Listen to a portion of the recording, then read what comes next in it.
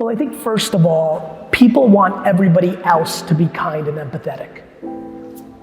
So my favorite part of this book is accountability. You know, everyone has become incredibly good at judging others. The world is addicted to pointing fingers. I have never seen the world louder about telling everybody else what they're bad at. So I think the way to deploy successful kindness and empathy is to actually start with yourself. I also want to remind everybody that deploying kindness when the other person is kind to you is very easy. I challenge the world to start having a conversation with itself of, does it have the ability to be kind and empathetic in the face of negativity? My leaders are incredibly kind to my employees when everything's going well. I don't need peacetime generals. I need leaders when things are bad and hectic to be able to be the bigger woman and bigger man in that situation to create a framework of kindness and empathy. So, you know, for me, it's about the accountability of being able to be that person. Right now, we are in a world where everyone is so quick to get triggered by bad behavior that they fight fire with fire, which is why so little is being accomplished in society, in politics, and in the workforce.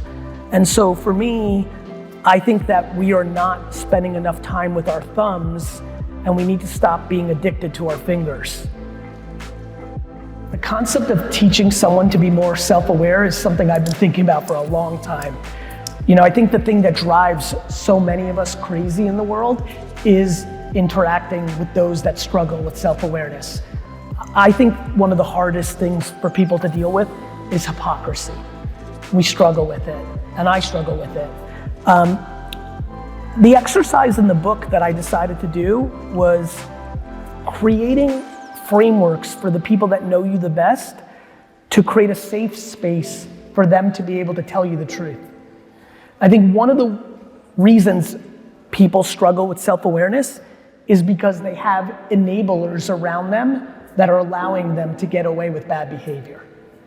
And so I'm spending a lot of time trying to think about how one puts the people that knows them the best in a safe place to actually give them the critical feedback that could be the jarrer of a journey towards self-awareness. It's a very tough challenge. I don't know if I have the answer. What I can tell you is, no question, the business leaders that I admire, the human beings that I admire, are the ones who are off the charts in self-awareness. I'm incredibly grateful for the luck of the DNA game that I think gave me a lot of it. I would argue that the only reason I have any level of popularity is because of self-awareness, because of the kind of communicator I am and my personality. I would be completely not palpable if I didn't have high levels of self-awareness, because I have some really funny attributes as a communicator. And so it's a conversation we need more of. I do think that self-awareness has a very interesting relationship with accountability.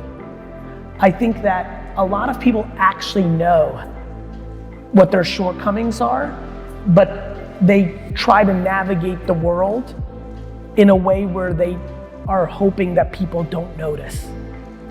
And it's something I'm thinking a lot about.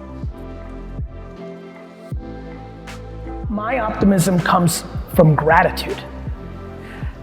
When you are grateful for what you have versus envious for what you don't have, optimism comes second nature.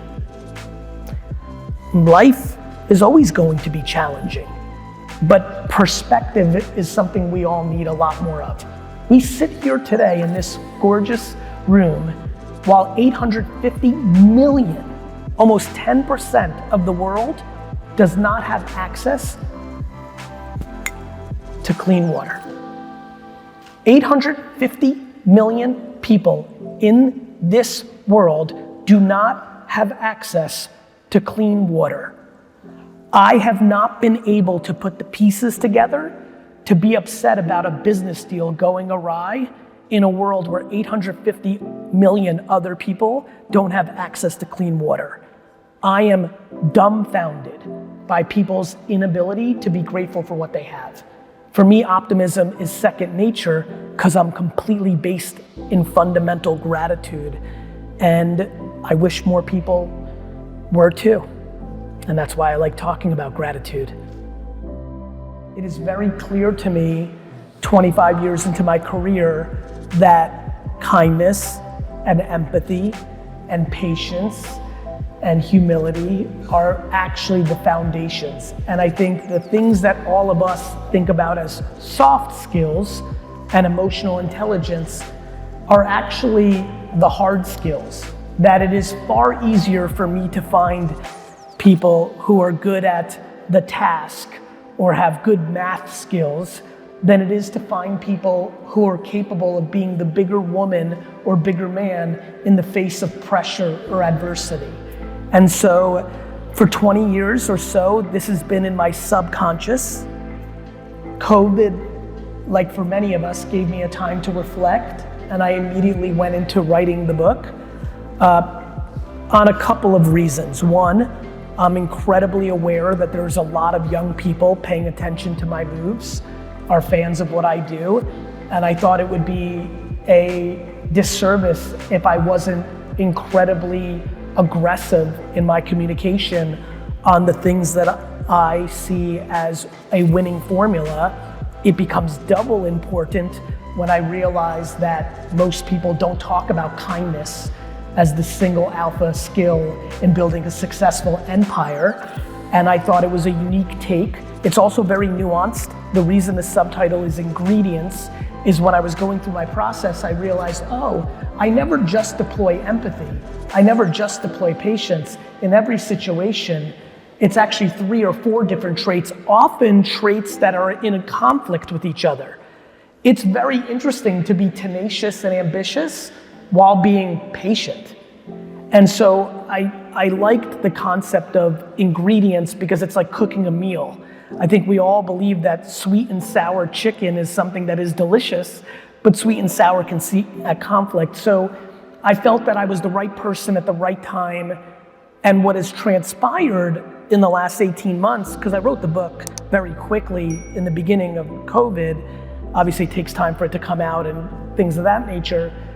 Many of us are thinking about things in the business world around the concept of the Great Resignation and the concept of people even applying into businesses in the first place in a world of options. I think the importance of being a leader that understands these traits has even compounded in the last 18 months since I even wrote it, which feels serendipitous and exciting for me. And I really hope that people also, if they read it, realize this is not a book that is meant to over-coddle the millennials or Gen Z. This is truly believing that this is the alpha infrastructure to building significantly large, successful businesses. Look, I believe that you can have short-term success in many ways, and I believe that the world has been very clear to us over the last centuries that fear and negativity are sometimes a fuel for short-term success. You know, my argument is that it's not as powerful as brightness and love, that hate is a powerful trait. But I just believe it never beats love in the end. And I believe that to be true in business. Of course, there have been people who've been successful who are not kind leaders. That doesn't mean that it should be mimicked. And I would also ask, if you have the luxury of interacting with people in their 80s and 90s, and especially those who've had major financial success by being mean and negative, I think you'll find that many 80 and 90-year-olds who've built their empire with darkness have incredible levels of regret and actually lived quite unhappy lives. And so my question simply to business people is the money worth the unhappiness?